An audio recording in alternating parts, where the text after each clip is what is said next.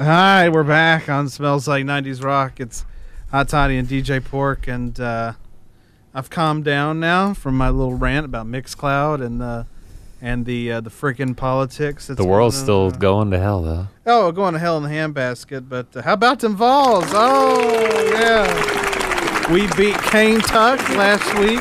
Yeah, UT Martin before that. It was a pain getting home after that game. I bet it's a nightmare after these games right now for you to get home to do anything outside of just it could have been much worse. It could have been much worse, but it was kind of a pain. I can imagine. 7 o'clock game, like when it's a noon game or a 3 o'clock game, it's not hard to get out. Yeah, well, especially because noon game, you don't usually go to work till like what, 3 on Saturdays. Yeah. I mean, a noon game, I'd probably have to be there by 3.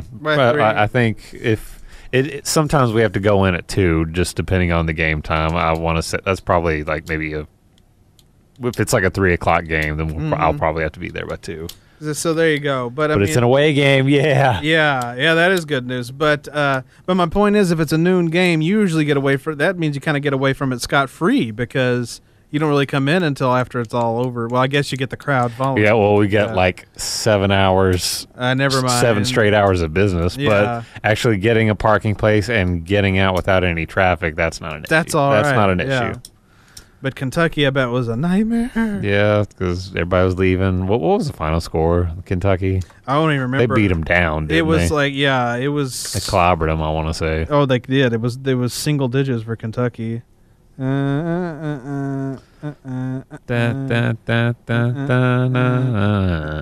on, here we go.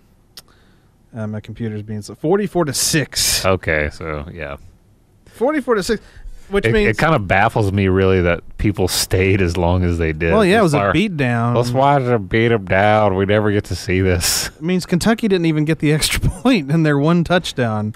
It's 44-6. Yeah, that's true. Yeah, because they did score a touchdown. Yeah, I do remember distinctly that they scored a touchdown, but I guess they missed that extra point. They missed the extra point. So yeah, no, it was a slaughter of the Wildcats. Slaughter of UT Martin. We pulled it out in the end with Alabama, and it's been amazing. That's the only thing that makes me think, okay, yeah, we definitely have a good team because we're not.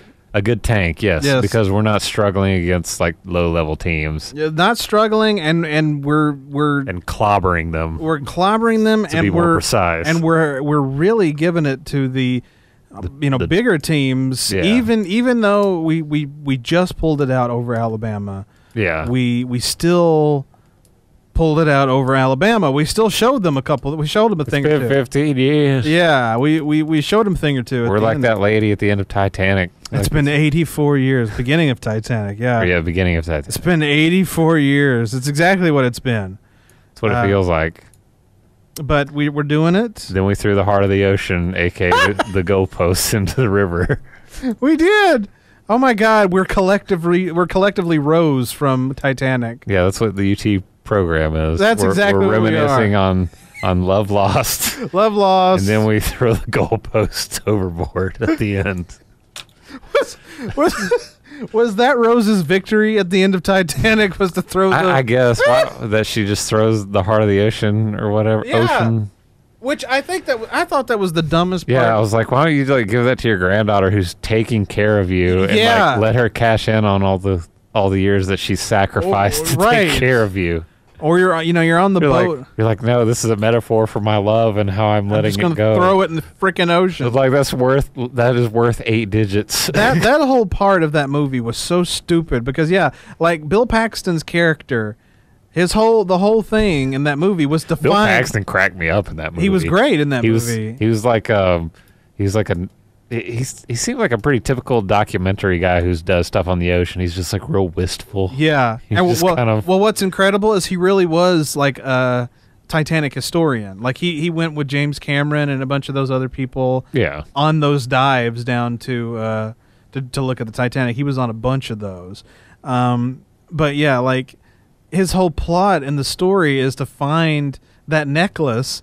It's like it's somewhere in the ocean. Like, oh, she had it all along. And at the end of the stupid movie, she's got her. She has it. So yeah, she didn't give it to him who was looking for it, or like you said, to her granddaughter who was taking care of her. Not even her daughter, her granddaughter. We don't even know what happened to her daughter. Her daughter might be dead, at this point. Who knows? But her granddaughter was taking care of her.